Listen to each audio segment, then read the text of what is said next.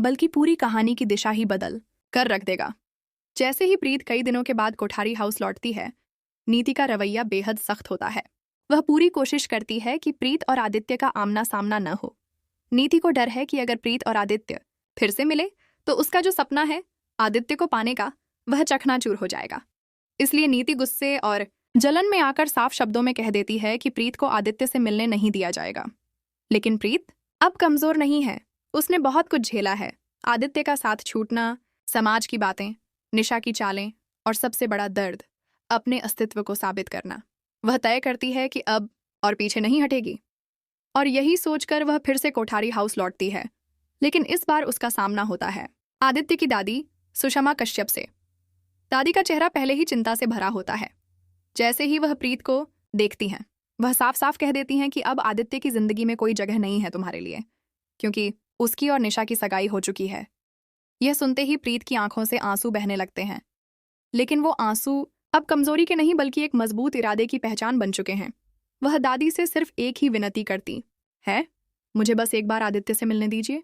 दादी थोड़ी देर सोचती हैं और आखिरकार आदित्य को बुला लेती हैं। और जैसे ही आदित्य की नज़र प्रीत पर पड़ती है, वह ठिठक जाता है। उसकी आंखों में आंसू आ जाते हैं। वह खुद को रोक नहीं पाता और दौड़कर प्रीत के पास आता है।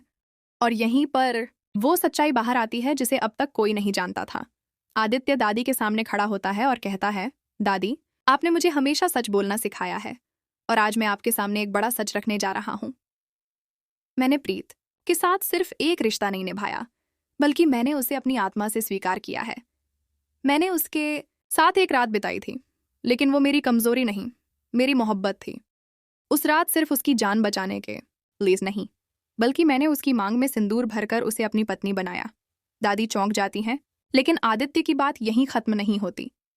यह अंगूठी जो आपने मुझे निशा को पहनाने के लिए दी थी, वह पहले ही मैंने प्रीत को पहना दी थी। हम दोनों ने मंदिर में महादेव के सामने 7 फेरे नहीं लिए, लेकिन हमारे बीच एक आत्मिक रिश्ता जुड़ चुका है। यह रिश्ता किसी रीति रिवाज से कम नहीं। सारी सच्चाई सुनने के बाद दादी के पैरों तले जमीन खिसक जाती है। वह एकदम मौन हो जाती हैं। लेकिन जब प्रीत दादी के चरणों में गिरकर कहती है, मुझे मेरा हक चाहिए दादी, कोई दया नहीं, तब दादी की आंखें भर आती हैं। वह प्रीत को उठाकर अपने गले से लगा लेती हैं और कहती हैं, अब तू ही मेरी बहू है। लेकिन दोस्तों, कहानी यहीं खत्म नहीं होती। निशा, जो दूर से यह सब देख रही होती है, गुस्से और अपमान से जल उठती है। वह अपने कमरे में जाकर कसम खाती है कि अगर आदित्य उसकी नहीं हो सकता तो वो प्रीत की भी नहीं रहने देगी। अगले ही पल वह एक पुरानी सीडी निकालती है जिसमें आदित्य और प्रीत की रात की कुछ झलकियां रिकॉर्ड हैं, लेकिन उसे इस तरह एडिट किया गया है कि सच्चाई कुछ और ही दिखती है।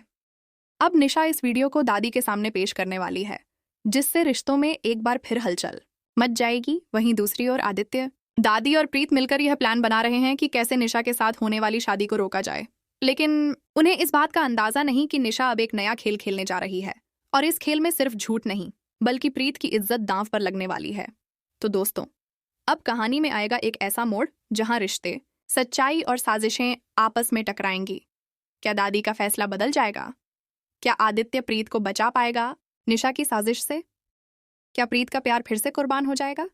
जानने के लिए जुड़े रहिए कलश टीवी के साथ, क्योंकि आने वाला ट्रैक दिल तोड़ने वाला ही नहीं बल्कि पूरी कहानी को उलट पलट कर देगा।